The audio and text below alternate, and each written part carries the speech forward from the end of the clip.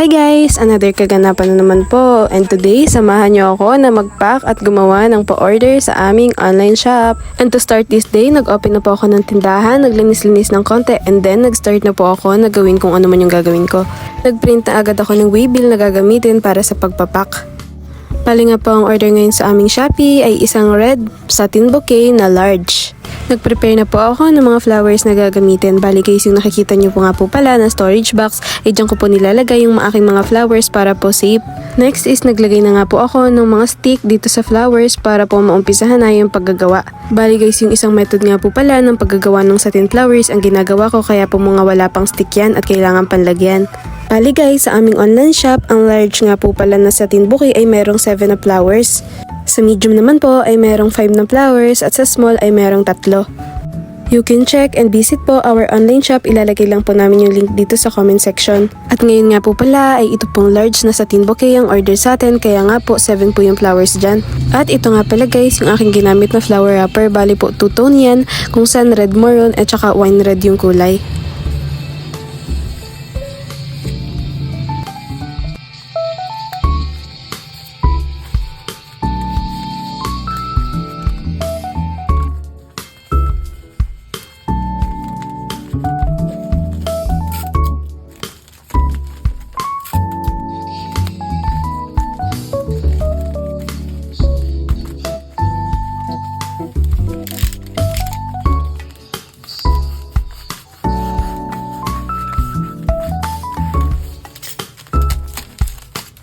At sa pagra-wrapper ko nga guys ay medyo nahabaan po ako dito sa styro na ginawa ko, kaya po pinutol ko nga.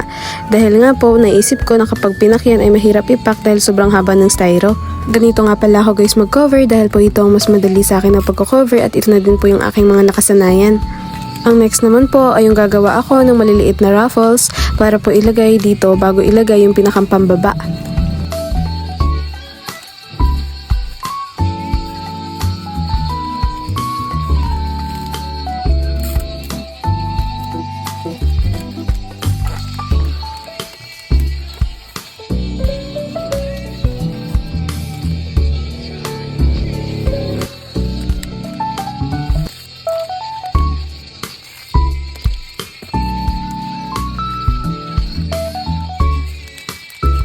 And last naman po, ayan na nga po, gumagawa ako ng ruffles para po matapos na itong pagko-cover ko.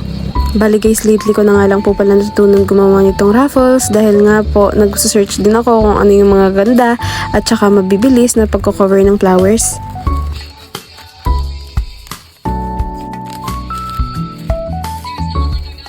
At guys, pagkatapos nga po palang lagyan ng ganyan, bukod po sa tape, ay nilalagyan ko din po nitong twist wire para dagdag tibay.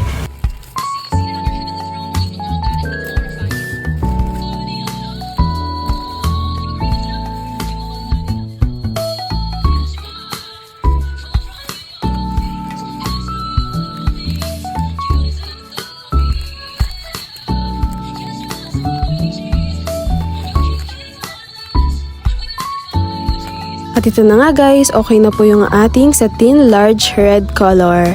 At ito na nga guys, next po ay ipapak na po natin itong ating nagawa na flower bouquet. Bali guys, bumibili nga lang po pala ako ng mga kahon sa mga grocery store dahil nga po mas mura at mas maganda din naman yung mga kahon nila. At yan guys, after po may isukat yung pinaka-flower bouquet dun sa kahon, ay naglalagay po ako ng mga butas dito. Nilalagyan ko po ng twist wire dahil nga guys, bukod po sa pag nandyan na po yung flower bouquet sa loob, ay nilalagyan ko din po ng twist wire. Itinatali ko doon sa pinakang bouquet para kahit na itaob or kahit mansan man ipaglalagay yung mga bouquet na yan, ay hindi siya matatagtag o hindi siya magagalaw sa loob para maiwasan yung pagiging gusot.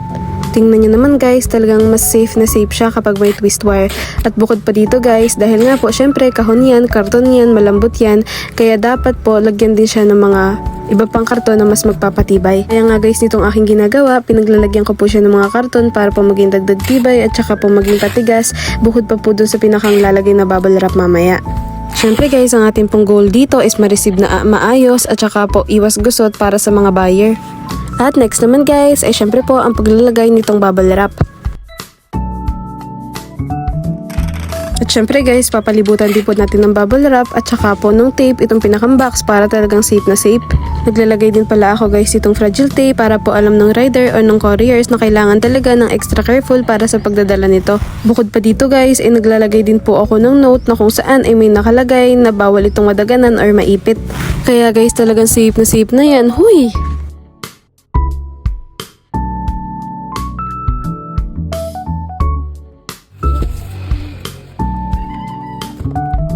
Ganito kami guys mag-pack at mag-prepare ng orders, and yun lamang guys for today's video. Salamat po sa inyong panonood.